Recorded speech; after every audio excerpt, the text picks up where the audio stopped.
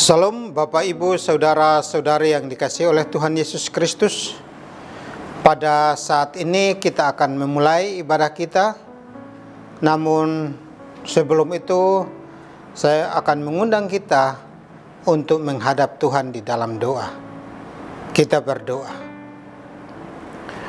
Bapa Surgawi, Bapa yang kami sembah di dalam nama Tuhan Yesus Kristus.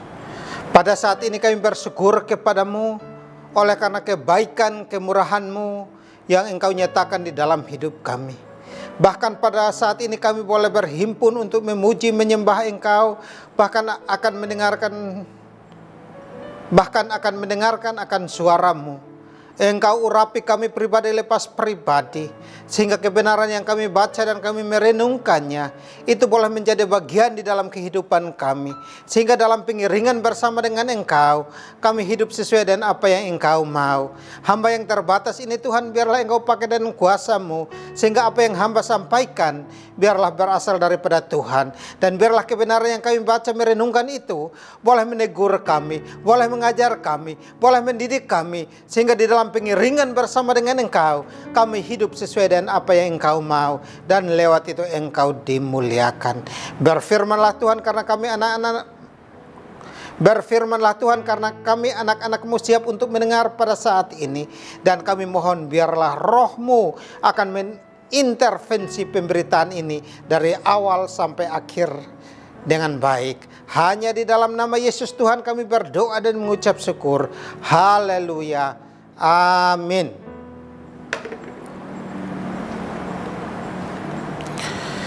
Bapak Ibu Saudara-saudari yang dikasihi oleh Tuhan Yesus Kristus, kita akan membaca kebenaran firman Tuhan dari kitab Keluaran pasal 17 ayat yang pertama sampai ayat yang ke-7. Demikian pembacaan firman Tuhan. Kemudian berangkatlah segenap jemaah Israel dari padang gurun Sin, berjalan dari tempat persinggahan sesuai dengan titah Tuhan. Lalu berkemahlah mereka di Rafidim. Tetapi di sana tidak ada air untuk diminum bangsa ini. Jadi mulailah mereka itu bertengkar dengan Musa. Kata mereka, berikanlah air kepada kami supaya kami dapat minum. Tetapi Musa berkata kepada mereka, mengapakah kamu bertengkar dengan aku? Mengapakah kamu mencobai Tuhan? Hauslah bangsa itu akan air di sana. Bersungut-sungutlah bangsa itu kepada Musa dan berkata, mengapa pula engkau memimpin kami keluar dari tanah Mesir untuk membunuh kami, anak-anak kami dan ternak kami dengan kehausan? Lalu berseru-serulah Musa kepada Tuhan, katanya, apakah yang akan kulakukan kepada bangsa ini? Sebentar lagi mereka akan melempari aku dengan batu.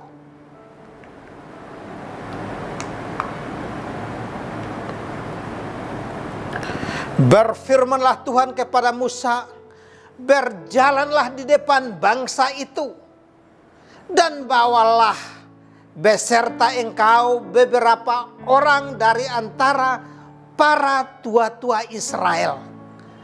Bawalah juga di tanganmu tongkatmu yang kau pakai memukul sungai Nil, dan pergilah. Maka aku akan berdiri di sana di depanmu di atas gunung batu di Horeb. Haruslah kau pukul gunung batu itu, dan dari dalamnya akan keluar air, sehingga bangsa itu dapat minum.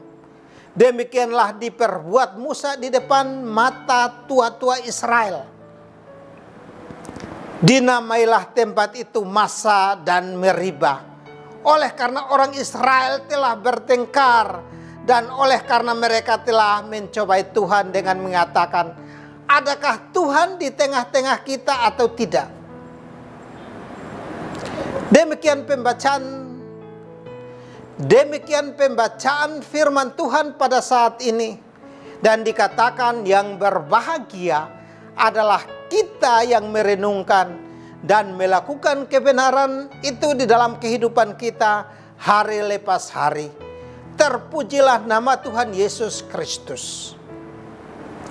Bapak, Ibu, saudara-saudari yang dikasihi oleh Tuhan Yesus Kristus. Sesuai dengan bacaan yang barusan kita baca, maka saya akan memberikan tema atau judul kepada kita, yakni menyikapi persoalan hidup. Di dalam kehidupan sebagai orang percaya, banyak persoalan atau masalah yang kita hadapi. Karena itu kita akan melihat sikap dari bangsa Israel maupun pemimpin mereka, yakni Musa, dalam menghadapi masalah atau persoalan tersebut. Apabila kita baca di dalam kitab Keluaran, maka kita akan menemukan bagaimana campur tangan Tuhan dalam memimpin umatnya dari tanah Mesir menuju ke tanah perjanjian atau tanah Kanaan. Proses menuju tanah Kanaan tersebut sering diperhadapkan dengan banyaknya kesulitan hidup. Di antaranya bangsa Israel dikejar-kejar oleh pasukan Firaun. Sering kekurangan makanan dan minuman. Oleh karena itu kita akan melihat beberapa sikap yang menjadi bahan perenungan kita pada saat ini.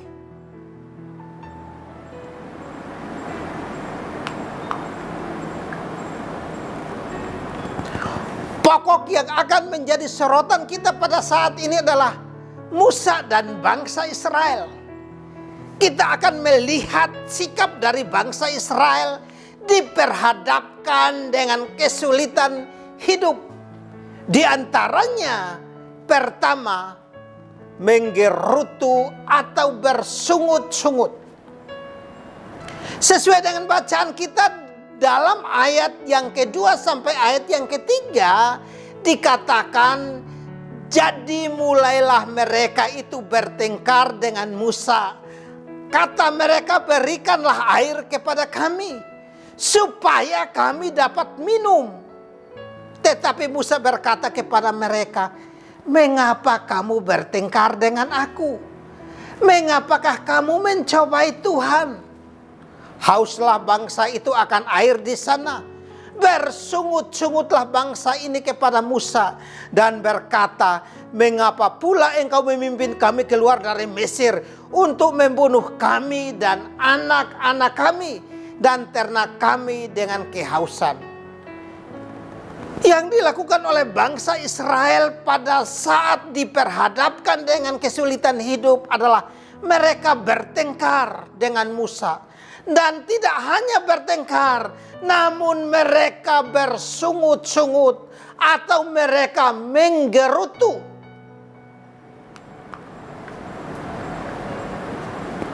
Bahkan mereka mempersalahkan Musa sebagai sumber kesulitan hidup mereka. Hal ini kita bisa baca dengan kalimat yang berkata, mengapa pula engkau memimpin kami keluar dari Mesir? Kalimat ini seolah-olah menuding Musa sebagai biang kerok dari masalah yang mereka hadapi. Hal ini pun sering kita lakukan dalam kehidupan kita hari lepas hari. Di saat kita menghadapi masalah, kita sering menyalahkan orang lain. Kita selalu berkata, gara-gara dia sih, sehingga aku jadi begini. Mulut kita mudah untuk mengungkapkan kata-kata menyalahkan orang lain. Dan jarang kita juga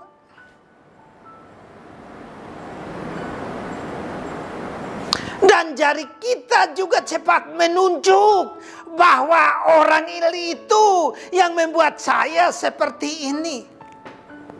Kita tidak mau duduk diam untuk mengoreksi diri kita. Kita tidak mau mereview apa yang sudah saya lakukan sehingga mengalami hal seperti ini. Kita dengan gampang menuduh orang lain menjadi penyebabnya. Oleh karena itu saya mau katakan kepada kita, ketika menghadapi masalah, jangan cepat untuk menuduh orang. Atau jangan cepat berkata gara-gara dia. Tetapi marilah kita duduk diam, merenungkan apa yang kita lakukan, sehingga kita bisa mengalami hal seperti ini. Selain hal pertama tadi menuding Musa sebagai penyebab kesulitan hidup, namun masih ada satu hal yang lebih penting lagi, yakni bangsa Israel mempertanyakan keberadaan Tuhan.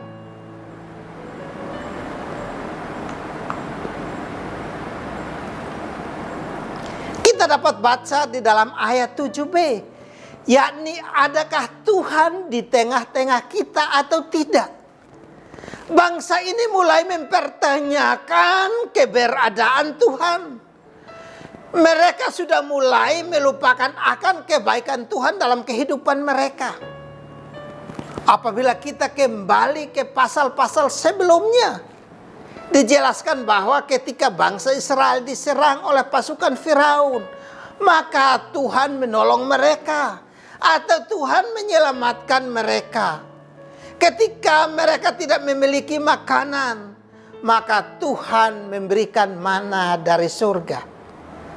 Bahkan saat mereka berjalan siang dan malam hari, maka Tuhan hadir dalam tiang awan dan tiang api. Kehadiran dan penyertaan Tuhan itu begitu nyata dalam kehidupan bangsa Israel. Namun mengapa saat mereka berada di Rafidim, mereka mempertanyakan akan keberadaan Tuhan dengan berkata, adakah Tuhan di tengah-tengah kita atau tidak? Bangsa ini sudah mulai lupa atau sudah mulai tidak menyadari bahwa Tuhan selalu beserta dengan mereka.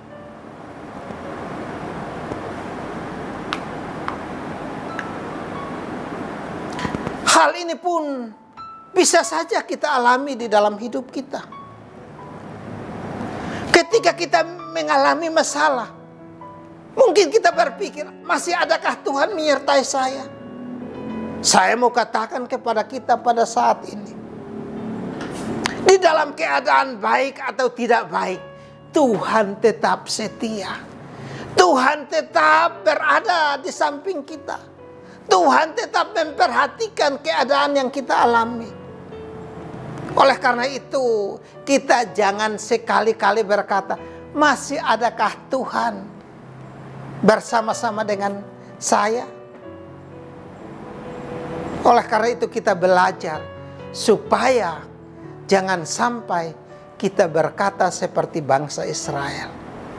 Di saat-saat bangsa Israel ini mempertanyakan akan kehadiran Tuhan, maka apa yang dilakukan oleh Musa sebagai pemimpin mereka, hal yang dilakukan oleh Musa sebagai seorang pemimpin sangat kontras atau sangat berlawanan dengan apa yang dilakukan oleh bangsa Israel ini. Saat-saat Musa menghadapi tekanan dari bangsa yang ia pimpin, maka Musa melakukan hal-hal sebagai berikut. Yang pertama, Musa berseru kepada Tuhan. Kita bisa baca di dalam ayat yang keempat, dengan jelas mengatakan bahwa lalu berseru-serulah Musa kepada Tuhan, katanya, apakah yang akan kulakukan kepada bangsa ini? Sebentar lagi mereka akan melempari aku dengan batu. Dalam kondisi menghadapi bangsa Israel yang begitu banyak, Musa tidak menyalahkan siapapun juga, melainkan ia mulai berseru kepada Tuhan. Musa mulai mengadukan persoalannya yang dihadapinya kepada Tuhan melalui doa. Ia tidak mencari kambing hitam atau ia tidak menyalahkan Tuhan. Namun Alkitab dengan jelas mengatakan bahwa ia berdoa kepada Tuhan. Bapak, Ibu, saudara-saudari yang dikasihi oleh Tuhan Yesus Kristus. Selain berseru kepada Tuhan, maka hal yang kedua yang dilakukan oleh Musa, yakni mendengarkan dan melakukan firman Tuhan. Kita bisa baca di dalam ayat yang ke-5 sampai ayat yang ke-6. Dengan jelas mengatakan bahwa berfirmanlah Tuhan kepada Musa, berjalanlah di depan bangsa itu, dan bawalah beserta dengan engkau beberapa orang dari antara para tua-tua Israel. Bawalah juga di tanganmu tongkatmu yang kau pakai memukul sungai Nil, dan pergilah. Maka aku akan berdiri di sana di depanmu di atas gunung batu di Horeb. Haruslah kau pukul gunung batu itu, dan dari dalamnya akan keluar air, sehingga bangsa itu dapat minum. Demikianlah yang diperbuat oleh Musa di depan para tua-tua Israel. Hal ini sangat jelas bagi kita bahwa Musa mendengar apa yang disampaikan oleh Tuhan, dan ia melakukannya dengan taat, bukan berbantah-bantah. Mungkin saat ini atau esok, atau di hari-hari yang akan datang, apabila kita diperhadapkan dengan kesulitan-kesulitan atau persoalan-persoalan hidup, apa yang harus kita lakukan? Apakah kita akan bersikap seperti bangsa Israel yang bersungut-sungut itu?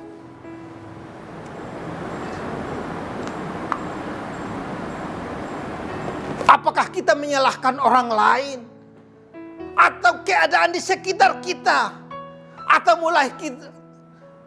mulai mempertanyakan akan penyertaan Tuhan, atau dengan kata-kata sinis mulai kita berteriak-teriak, Tuhan, di manakah engkau? Ataukah kita akan mulai bersikap seperti Musa? Semua jawaban ada di tangan kita masing-masing. Tinggal kita memilih saja. Bapak, Ibu, saudara-saudari yang dikasihi oleh Tuhan Yesus Kristus. Apakah kita akan datang kepada Tuhan dan serahkan persoalan hidup kita kepadanya? Kalau kita datang kepada Tuhan dan apabila kita datang kepada Tuhan dan serahkan persoalan yang kita hadapi, maka yakinlah bahwa Tuhan akan menolong, Tuhan akan menguatkan, bahkan Tuhan akan memberikan jalan keluar kepada kita.